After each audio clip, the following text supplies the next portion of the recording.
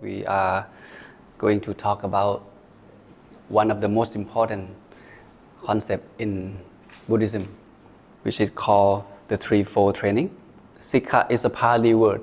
Tisikkha means education, okay? Learning, educate yourself. It also means practicing, and it also means training.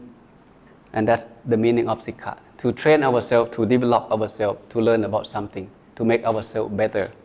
And train what? Or develop what? So we are going to train our body, train speech, train our mind, and train ourselves to have more wisdom. And that is why it's called holistic training or the Threefold Training. Wherever you want to go in life, you are here and you have a goal to get there. Wherever you want to go in life, if you want to be success and happy, you must develop yourself in these 4 areas, no matter who you are. How big or small of your goal, it doesn't matter. If you want to achieve and success in that particular goal, it is unavoidable for you to develop yourself in these 4 areas. And that is why, to me, this topic is very important. The Buddha did mention, many places in the text about how to develop oneself. So in this case, he talked to a group of the monks. He said, a wise man grounded in morality and develop the mind and wisdom can untangle this tangled mess. Listen carefully. He gives us a hint of how to live a happy life in these particular sentences. He said, those who want to be free from problem, actually the tangled mess means tanha or craving. So we can refer tanha to problem or conflict. It can be problem or conflict in life. The Threefold Training is the training that composed of 3 domains. The first domain talking about morality, which is the body and the speech. These 2 areas need to be developed under morality. And the second domain is the mind. Develop the mind through meditation. And the third area is the wisdom, to develop the wisdom.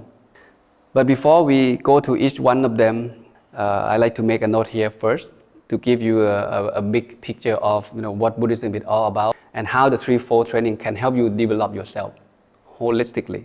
As you can see in this picture, so in Buddhism there are 2 groups of people. The people who have no home is referred to the monks, and the second group of people is the ordinary people just like us, the lay people. If you train yourself under these 3 things, you develop yourself according to the morality or precept or sila. You develop yourself under the training of mind, mental development or meditation or samadhi, and you also develop yourself, or train yourself to develop the panya or wisdom. So once you do that, one day you will free yourself from suffering. You will be arrived at the place called nibbana or the vana or the supreme happiness. But in order for you to get there, whether you are a monk or a lay person, it is unavoidable for you to develop yourself. It's called self-development. And he gives us the framework to develop. Develop what? Develop morality, develop the mind, and develop the wisdom. So the first one in the Threefold Training is the concept of precept or sila. Usually in every religion, not only in Buddhism, they have something called precept. People observe precept. If we divided religions into 2 groups, the first group is called theism, okay? And the second group is called atheism. Theism is the religions that believe in God and create a God, just like Christianity, Jewish, or Islam. Okay, atheism is the religion that don't believe in God or create a God. That's basically the difference. In theism, religions that believe in God, the precept means command or order. Order from whom? Order from God. So when you break precept, that means you break God's order. For example, in Jewish or Islam, the precept said you're not allowed to eat pork. If you eat pork, you break precept.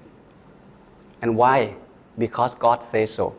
So in the first meaning of precept, precept means command or order.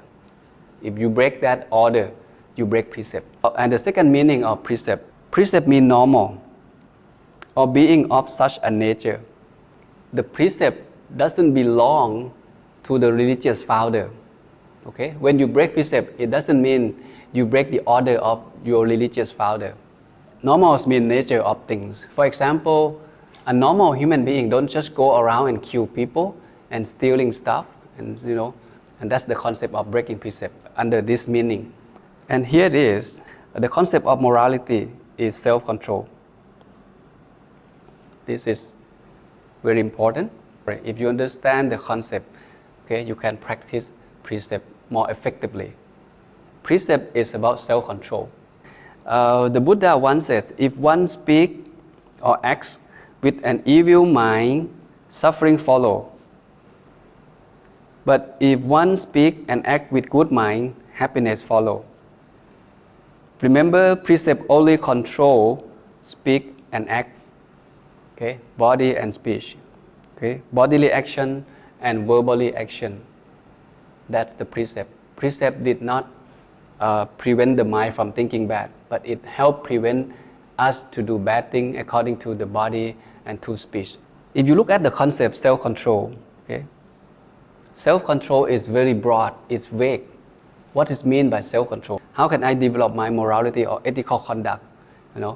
Even though I know, okay, I should control myself, it's too broad. And that is why later on, the Buddha, he come up with the simple structure to practice morality. Okay? So we call this the 5 precepts. This is good for the lay people.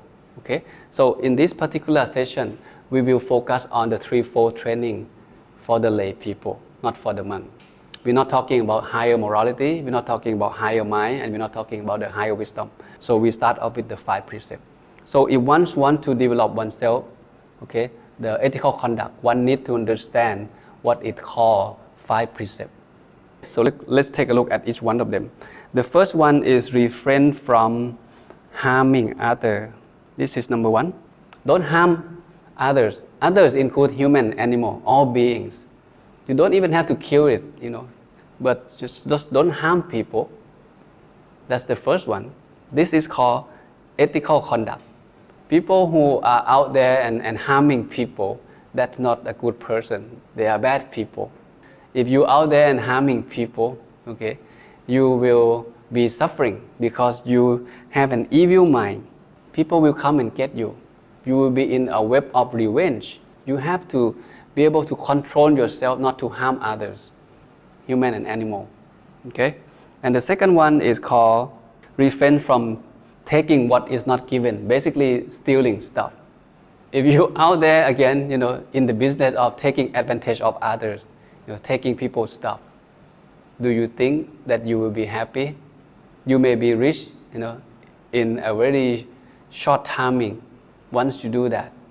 But you think that richness can last long? No. Because you do things with an evil mind, suffering will follow. That's what the Buddha said, and it's so true. Okay? When you're stealing people's stuff, how can you have a peace of mind? You just can't. You can't meditate. Okay? So if you're out there harming people, you're out there taking advantage of people or stealing people's stuff, forget about a peace of mind. It's just impossible for you to be able to maintain peace and have a healthy life with yourself and your family. And that is why, if you want to know, am I ethical person or not? Okay? The first one, do you normally harm people? Do you normally take what is not given to you? So we can see a better picture of what it means by ethical person. Look at the third one. The third one, refrain from sexual misconduct. What is meant by sexual misconduct? Okay, everyone loves one spouse, one's daughters. We don't want anybody to hurt or harm our spouse and daughters. Once you have an intention to harm people, okay, by sexual misconduct to someone's spouse, to someone's daughter, you actually hurting that person badly.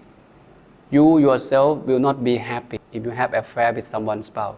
You will not be happy. Eventually people will find out. You not only lose your credibility, okay, you lose your peace of mind. Okay, your life cannot be happy for a very long time. The third one telling us that in order for someone to be called an ethical person, you should be avoid sexual misconduct. Be honest to your spouse. Be honest to people around you. And number 4 is what is meant by ethical speech. Number 4 said refrain from wrong speech or false speech. So in this particular one, number 4, false speech. False speech composed of 4 components. The first one is telling a lie. The second one is harsh speech. You say something very rude. And the third one is called divisive speech. You turn two groups against each other. And the last one is nonsense speech. Speaking something nonsense, unuseful. Basically, ethical speech is the speech that's good. Speak from the good heart. Speak with the loving kindness heart. Okay, thinking of others before you speak. So, in order for someone to be called ethical, that person needs to be careful of their speech. The concept of morality is you must have ability to control yourself, not to harm others, not to stealing people's stuff, not to commit sexual misconduct, and speak only good things. And that is the concept of morality. And number 5, the 5th one, refraining from intoxicants that scatter your mind. What happens when you intoxicate yourself? You drink, you get drunk, okay? You can violate those 4 precepts because your mind is crowded. You lose consciousness. So again, the concept of precept is self-control. You control yourself to be mindful, to be conscious all the time. And that's what it is. Another interesting point about morality or precept is that morality is the foundation of meditation. If you want to have good meditation, you must observe precept. You must keep your precept clean. If you still killing, you stealing, you have sexual misconduct, you speaking a lie, forget about a peace of mind. It's almost impossible for you to be able to have a good meditation because your mind is everywhere. What happens when you tell a lie? When you're telling a lie, your mind is unstable. In the future, you will need a lot of energy to try to remember what you said last year because you tell a lie to people. You see, your mind is unstable, and that unstable mind cannot have peace of mind, cannot meditate well. So morality or precept is a foundation of meditation, and with good morality, with good mind or good meditation, it leads you to have a good wisdom. It goes like that. This is the relationship. In order for you to live a stable, peaceful life, you must live your life very ethically. You may think of, Luang Pi, can I just meditate without observe precept? Do you think it's possible to have a good meditation without observing precept? It's not stable. You may have a good session once in a while, but it's not stable. And if you think of this picture, this is the building. So the taller the building goes, the deeper its foundation should be. And otherwise, that building will be collapsed. Same thing, if someone wants to develop oneself, to be a virtuous people, highly morality, you need to maintain a very pure precept for you to get there. So this is a very important concept of morality. My question to you is, can we just only observe precept without practicing meditation? Can we do that? Observe, Luang Pi, I will observe 5 precepts for the rest of my life, but I don't want to meditate and expect to have a good and happy life by just observe 5 precepts. You think it's possible? You think of yourself, we have body and mind, right? The precept only help us to prevent us from doing bad things physically and verbally. Nothing to do with the mind. And when we commit the karma or when we take action, there are 3 kinds of karma or action that we can commit. The karma through bodily action, the karma through verbally action, and the karma through thinking. So the first 2, verbally and physically, precept can help us to prevent us from doing a bad thing. But the third one, precept cannot help. It just cannot help. You think of yourself when you work in the company with your friends, you're in the same level for many years, and all of a sudden your friend get promoted, but you don't. Your boss did not promote you, but he promoted your friends. How do you really feel toward your friends? Do you have a jealousy mind toward your friends, or you feel happy for them? Most people may think, why not me? I work hard, I observe 5 precepts, and all of a sudden my friend got promoted, not me. So you feel suffering. See, sometimes suffering come in a very subtle form. It's very complex, and precept cannot help you. Let's say you are the business owner, and all of a sudden the economic didn't go well, and the business cannot survive. You may have a temptation to violate your precept, You may be thinking of maybe cheating your customer or cheating your employee or something like that for you to survive. Even though you have been observing a pure precept in the past, but when economic didn't go well, when the business cannot go as the way you wanted, and then you start thinking of something bad. This is something about the mind, not something to do with the 5 precepts or the physically and verbally part. So you see that? And nowadays, in our turbulent world, it's difficult to live happily. You think of social problem, you think of economic problem, you think of environmental problem. And in fact, nowadays, the world is facing a very serious problem due to the COVID-19 viruses, right? And a lot of people, cannot go to work. People who rely on the daily income, they cannot go to work. And if they don't go to work, they don't have income. How can they survive? Even though that person may be a good person, good father, good mother, they observe 5 precepts. But now they cannot go to work because of the virus situation. So this form of suffering, precept cannot help us to free ourselves from this kind of suffering. It's very complex, it's very subtle, it's very refined form of suffering. We need some other tools. And this is another evidence that why we need to practice meditation. This is quite shocking statistic from World Health Organization. You know what? 264 million people are affected by depression globally. 264 million people have stress, under depressed, and 800,000 of people commit suicide yearly. That means every 40 seconds, one person kill oneself. Unbelievable. This is very scary though. And the suicide among the teenager or working age, 15 to 29 years old, suicide is the second leading cause of death in this group of people. These people may be a good people, observe 5 precepts, but because of the situation in the world, people have gone through a lot of stress and depression. So when the mind becomes stressed, when the mind under pressure, sometimes that creates a very complex suffering to life, and we don't know the way out. We don't know how to deal with it. That's why people commit suicide. The Buddha said, there is no love surpasses the love of oneself. We love our life the most. And how come people kill oneself even though they love themselves the most?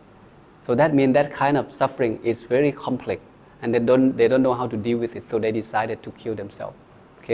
And in the US, doctor is the group of people who commit suicide more than other careers. So each year there are more than 300 to 400 doctors commit suicide. So that means every day one doctor commits suicide. How come? These people are highly intelligent, they're smart people, and when they run into some sort of difficult suffering in life, they decided to kill themselves.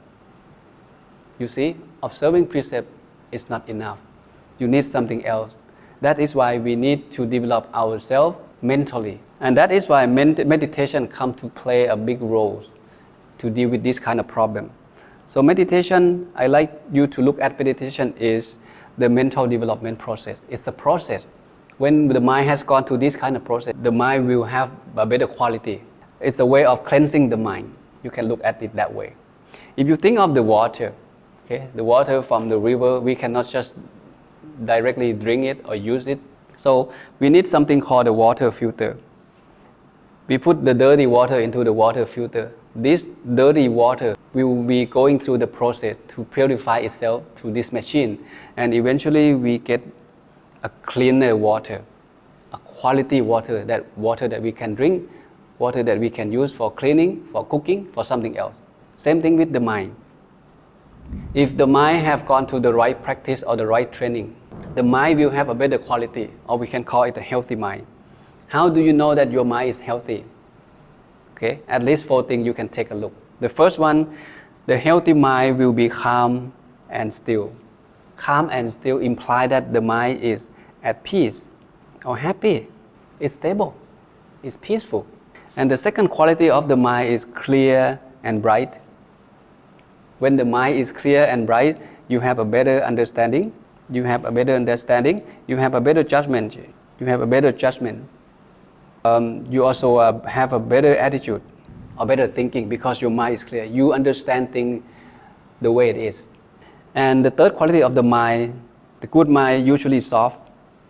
Soft means you have less worry, you have less stress, and you have less anxiety. The mind is soft. The last one, healthy mind, will be powerful. Powerful means you can focus the mind and get the job done. It's so powerful. If your mind is scattered, you cannot focus. You cannot get anything done because your mind is everywhere. These are something you can take a look to check yourself whether you have a good mind or not, whether you have a healthy mind or not. And again, you may ask Luang Pi, why should I develop my mind? Why should I practice meditation? Many people neglect to develop their own mind. They just focus on something outside. I believe it's a big mistake, because the Buddha said 2,500 years ago, he said, all mental phenomena have the mind as their forerunner. They have the mind as their chief, and they are mind made. The Buddha said that 2,500 years ago. Everything happened because of the mind. Your mind, your thinking, your attitude, it's so powerful. It's because of your thinking make the reality. And many people discover it later. For example, Napoleon Hill, in 1925, he wrote a book called The Law of Success. And he said, what your mind can conceive and believe, you can achieve. See? Same thing. Whatever you believe that you can do it, then you can do it. If your mind can conceive and believe, then you can achieve it. If your mind cannot conceive and believe, and then nothing happens. Basically, if you don't believe in yourself that you can succeed, then so be it. You will not succeed. But if you believe that you can do it, you can succeed, you will be successful. And you may heard of the book The Secret, which is one of the best-seller books. This book sold more than 30 millions, worldwide in many languages. Written by Rhonda Byrne in 2006. And this book talk about the law of attraction. It's another recommended book for those of you who never read it. Okay, very inspiring. And they talk about the same concept about the mind. If you ask, and you believe on what you ask, you believe in what you think, and then you will receive.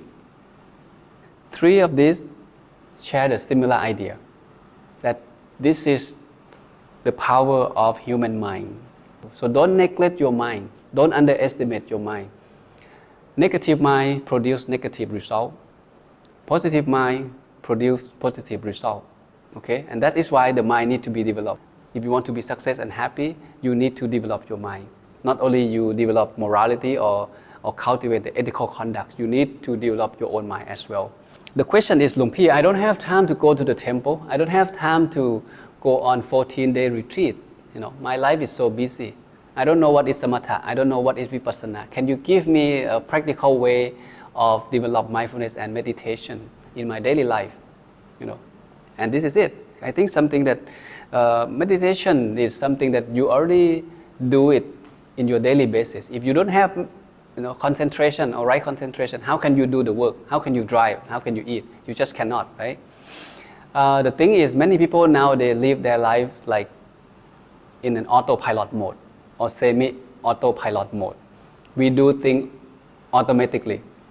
Okay? We brush our teeth, we can comb our hair, we eat while we watching the movie. We don't really feel the taste of the food. We don't really know what's going on in the movie. We do several things at one time. When you drive, you also talk on the phone with someone. Your mind is thinking about that person on the other end of the phone. So we do several things in one time. We don't really mindful of what we do.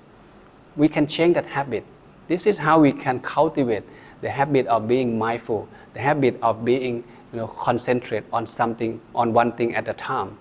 And once you're doing that until it becomes habit, eventually you will have a good mind, you will have a quality mind, the mind that really focused and stable. Mindfulness or sati, and concentration we call samadhi or meditation. What's the difference between sati and samadhi, or between mindfulness and concentration? You may be curious. Mindfulness is fully aware of what you think, what you talk, and what you do. Okay? Thought, speech, and action. You must be fully aware of what you do. You can practice mindfulness in your daily life, whatever you do. You can be mindful when you do the dishes, when you're driving, when you do the garden, or even when you go shopping. Even when you go shopping, you can be mindful. Okay? Ask yourself, do you really need to buy that stuff? So you can ask yourself, you can reflect on your own self in your daily basis. This is how you practice mindfulness. And concentration is the state of mind that being still at one place, one pointness of mind. This is concentration. If you think of this picture, the horse can represent the mind. If you think of the horse as the mind, okay, concentration is like the pole. Concentration or meditation or samadhi is like the pole. It stays still. Meditation is focus your mind at one place. Keep your mind stay still. And sati or mindfulness is like the rope. Okay, mindfulness or sati is like the rope. You want your mind to be still at that pole. However, the mind doesn't want to be still. It keeps wandering around. It keeps on thinking. So you tie your own mind with the rope. Okay, and eventually, the mind run out of things to think. So it will stay still, and that's what sati means. That's what mindfulness means. Okay, let's say you read the book. You want to finish reading. You are a student. Okay, and while you're reading, okay, you may thinking of checking your email or Facebook or Line or WeChat or WhatsApp, whatever social media. People nowadays, they live life with mobile phone. We're addicted to social media, and it's become our habit. So it's hard for someone to stay conscious and stay focused on one thing for a long period of time. How long can you sit and reading book, do one thing, nothing besides reading? Maybe 5, maybe 10 minutes, and then you have to do something else. So if you change this kind of habit, turn off the phone, turn off the computer, and start reading, set timing, maybe 30 minutes. You will not do anything in this 30 minutes but reading only. So if you do that, eventually it becomes your habit. The habit of being mindful, the habit of being focused. Okay? And this is how you cultivate meditation or mindfulness in your daily life, whatever you do. So apply this technique into your daily life, into your daily activities. And mindfulness is very important. The Buddha strongly suggests everyone to practice mindfulness because it's very important. He said mindfulness is the blockage of mental defilements or mental impurities. And wisdom helps destroy those mental defilements.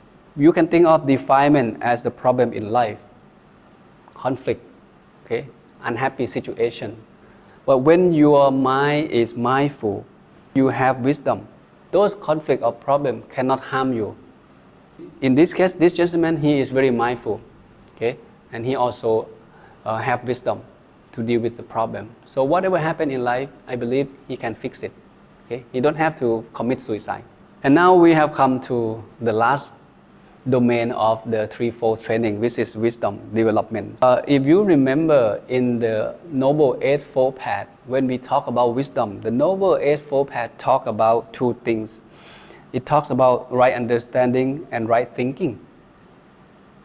And that implies that people who have right understanding and right thinking is considered people who have wisdom.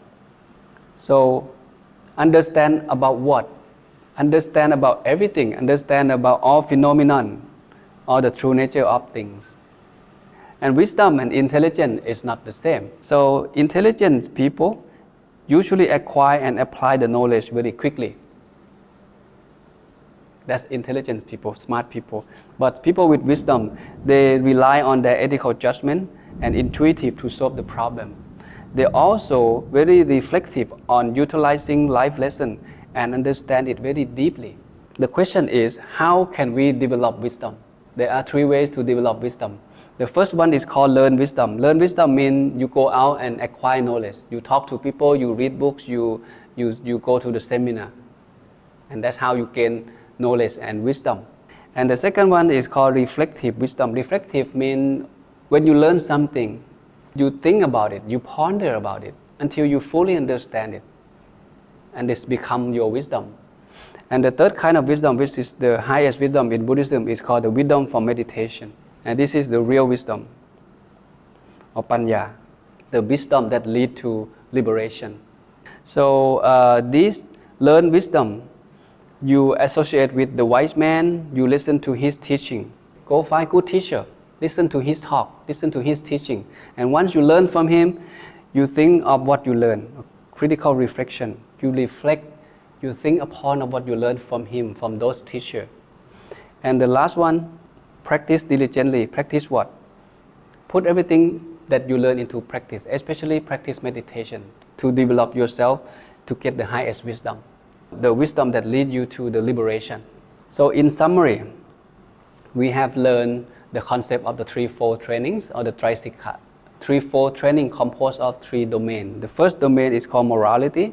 Okay? Morality means that ability for us to control ourselves, not to do something bad physically and verbally. The second domain talks about mental development or develop the mind, to have the quality mind. And the last domain in Tisikkha or the threefold training talk about how to develop the wisdom, to free from suffering. Suffering can refer to problem or conflict in life. These three domains need to develop simultaneously, not just do one thing and you don't do another thing. No, three of them need to be mastered simultaneously all together in order for you to achieve the real success and happiness in life. And never stop developing yourself. We are born to be success and happy, but in order for us to be success and happy and be able to sustain that success and happiness, you need to develop yourself, continue developing yourself. And make sure that you keep your precept clean all the time. Cultivate the habit of keeping precept. Okay? Don't kill, don't steal, no sexual misconduct, and don't telling a lie or false speech, and practice of no intoxicants. That means you are practice mindfulness. Keep yourself conscious. And last one, and most importantly, meditate every day. If you meditate every day, okay, you purify yourself, body, speech, and mind. Because if the mind is good, everything is good. If you have good mind, your speech and your action will be good. If you have clouded mind or evil mind, your speech, your thinking, and your action will be bad. And that's caused the problem in your life. So with that, I'm done for today. Hope you learned something about the threefold training and hope that you can put everything that you learned today into practice. So rejoice in everyone's merit.